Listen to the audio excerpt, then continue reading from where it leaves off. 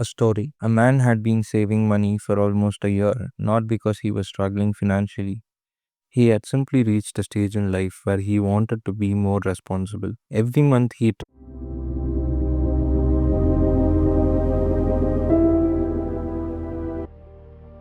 Hey fractions, I hope you're all doing fine. I am doing good as well. Last few years, I have noticed small things in everyday life. Those small things have often made me curious. When I spent more time thinking about them, I have noticed that they have always led me to a bigger idea. This playlist, which I am introducing today, is all about them.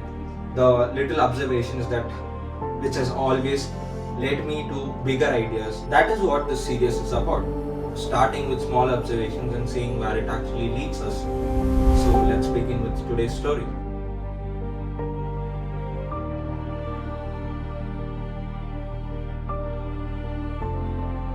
I stopped living in absolutes. A story. A man had been saving money for almost a year, not because he was struggling financially.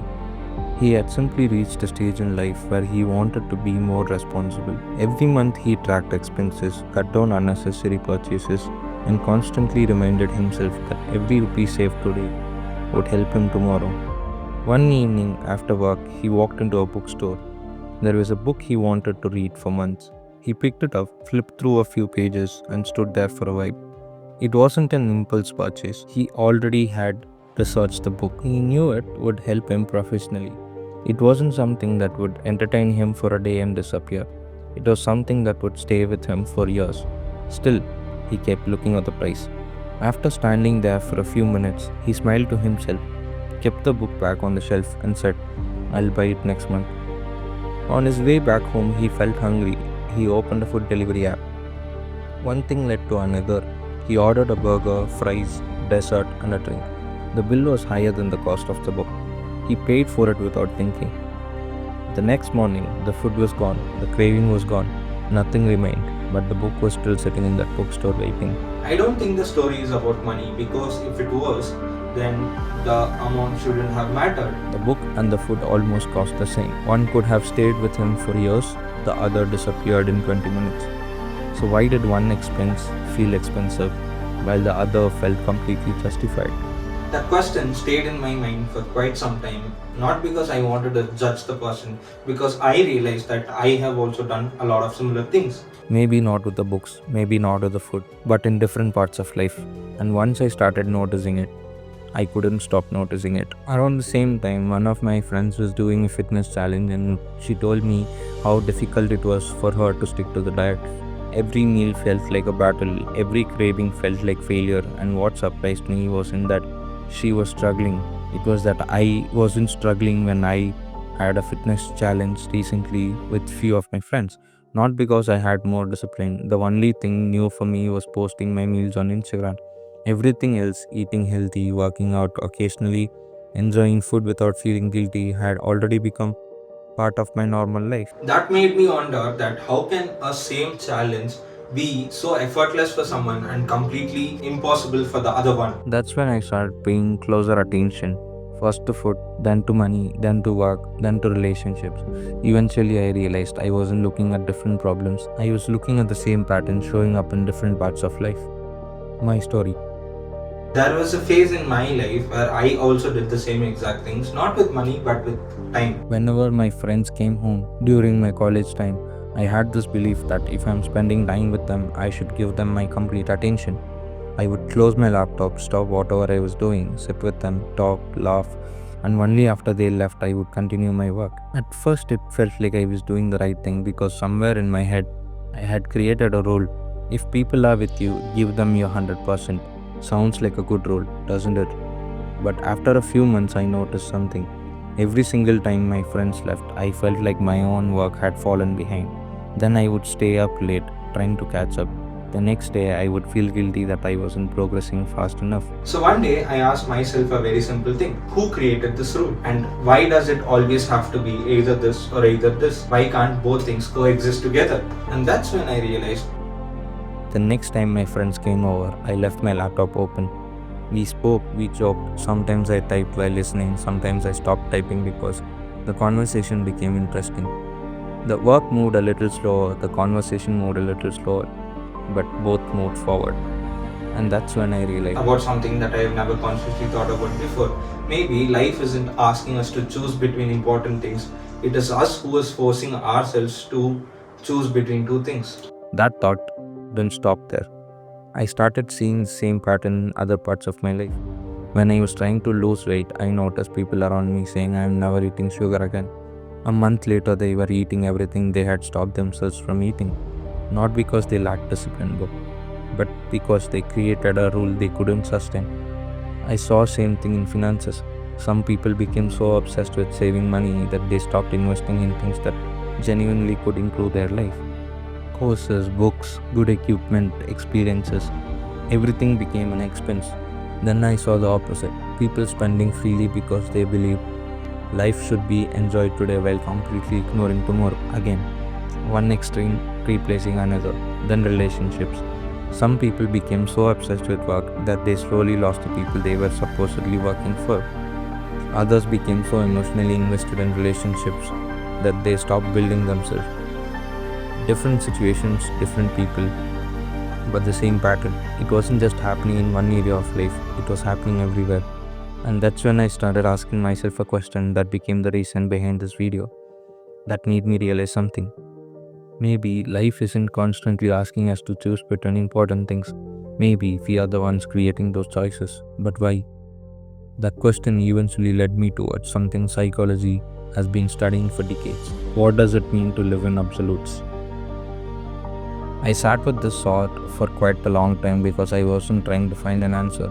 I was trying to understand what exactly I was observing. At first, I thought people were making poor decisions. Then I thought maybe people lacked discipline. And then I thought maybe this was about self control, but none of those explanations were satisfying because the same person who showed incredible discipline in one part of life would completely lose it in another. Someone who could wake up at 5 every morning couldn't stop spending impulsively. Someone who was financially disciplined couldn't maintain healthy relationships. Someone who loved their family kept postponing spending time with them because work always came first. People weren't lacking discipline, they were applying it differently. That's when I realized the common thread wasn't behavior, it was the rules behind the behavior. Somewhere along the way, we quietly create invisible rules for ourselves.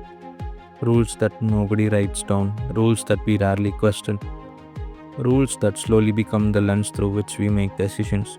I should never miss a workout. I should always save money.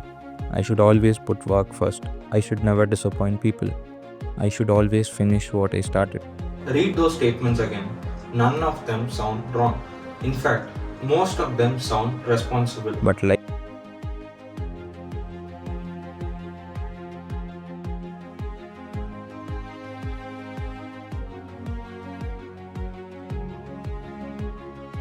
rupee, reality says the course could completely change your career.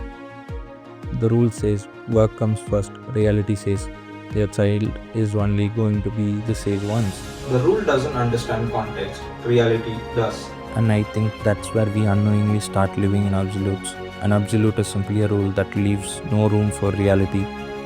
It removes the possibility of asking what makes sense today. Instead, it replaces with what did I promise myself? Now, don't misunderstand me.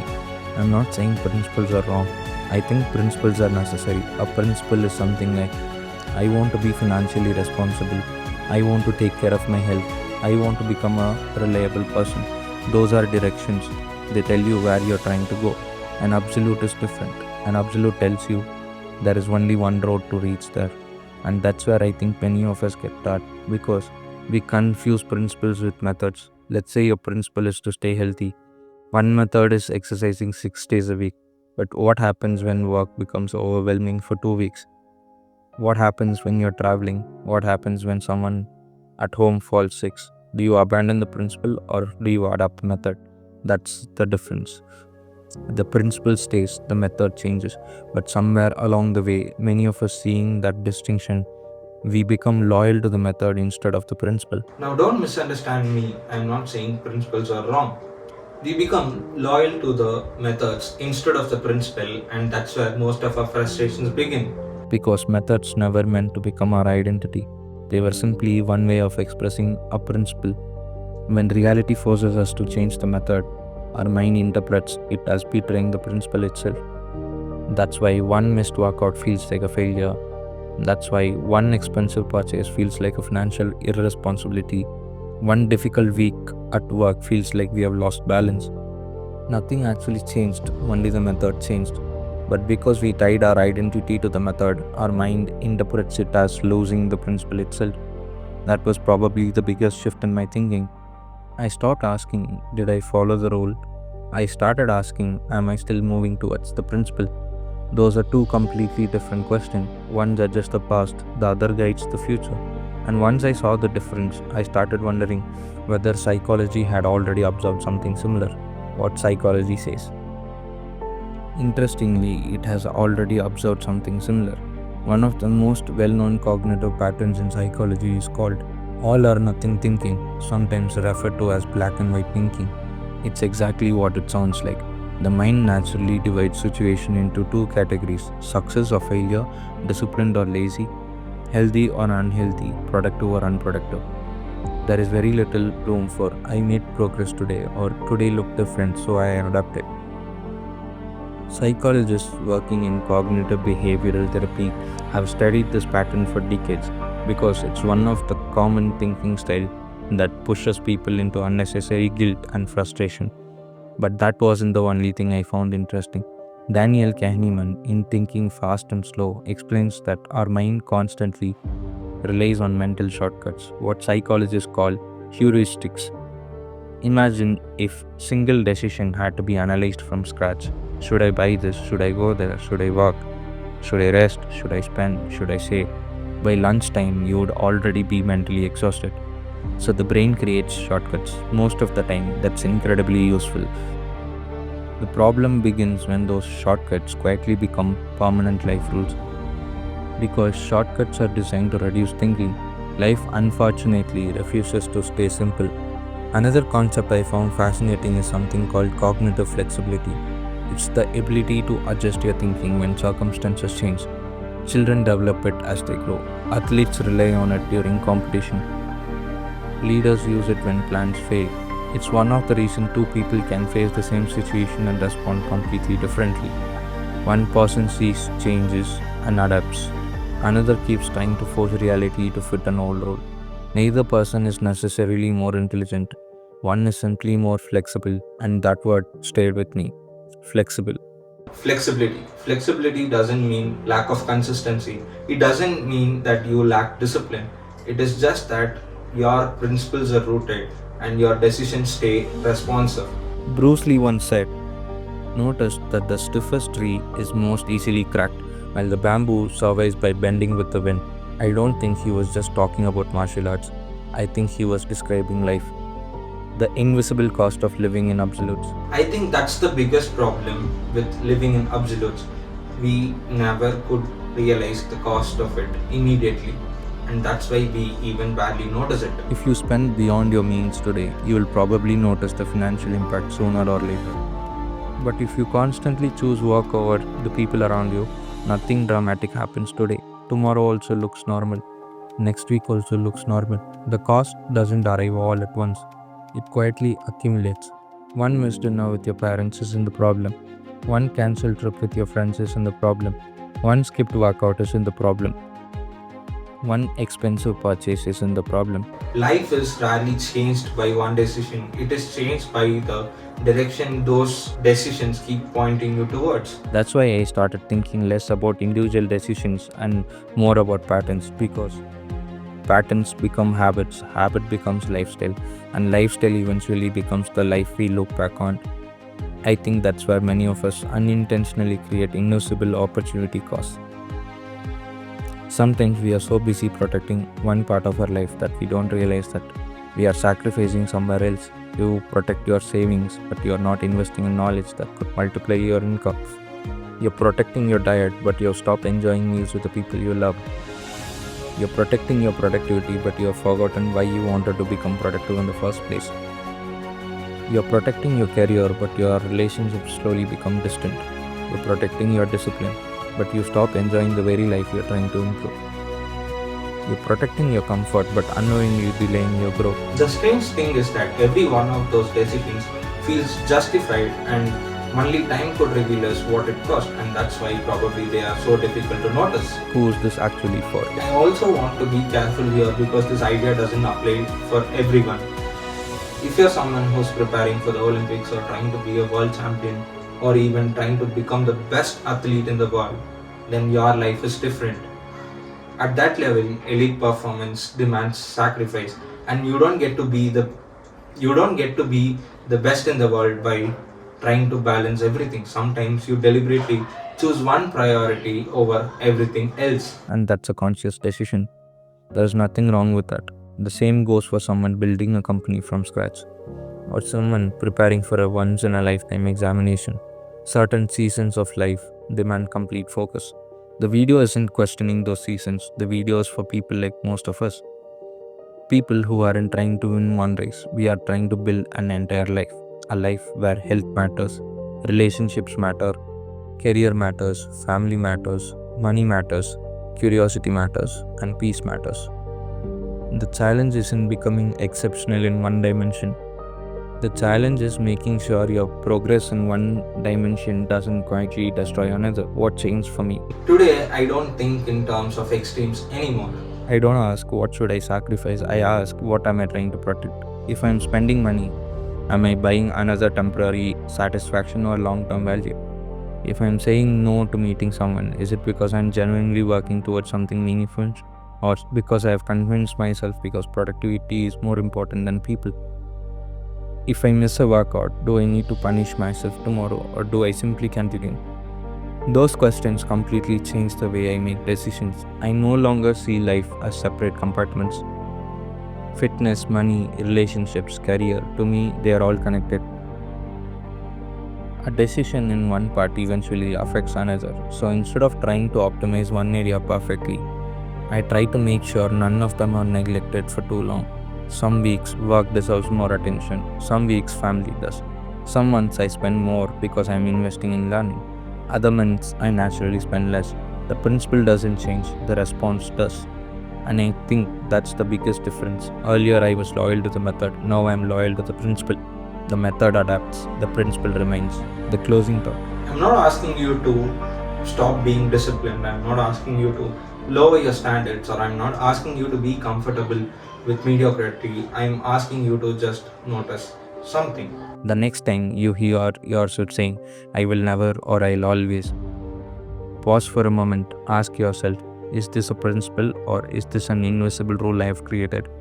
Because principles guide you, rules can sometimes trap you. Life has a strange way of changing our priorities without asking for permission. A loved one falls sick, work suddenly becomes demanding, an unexpected opportunity appears. Your health changes, your responsibilities change, reality keeps changing. Maybe wisdom isn't about forcing reality to fit the rules we made years ago. Maybe wisdom is knowing when to adapt without losing sight of who we are trying to become. That's what I mean when I say I stopped living in absolutes. Not because I became less disciplined, but because I realized discipline without awareness can become another prison. Today, I still care about the same exact things: my health, my work, my relationships, my future. None of those goals changed. The only thing that changed was my relationship with the methods. Earlier, I thought discipline was meant following the plan no matter what. Today, I think discipline means protecting the principle while being flexible enough to change the plan. And I think those are two very different ways of living. And maybe that's the thought I want to leave you with. Maybe maturity isn't learning more rules. Maybe it's learning when a rule has stopped serving the person you are trying to become. Don't ask yourself whether you're disciplined enough. Ask yourself something much simpler. Are the rules you're following helping you build the life you want, or are they stopping you from living it? Comment down what is the absolutes you are living with.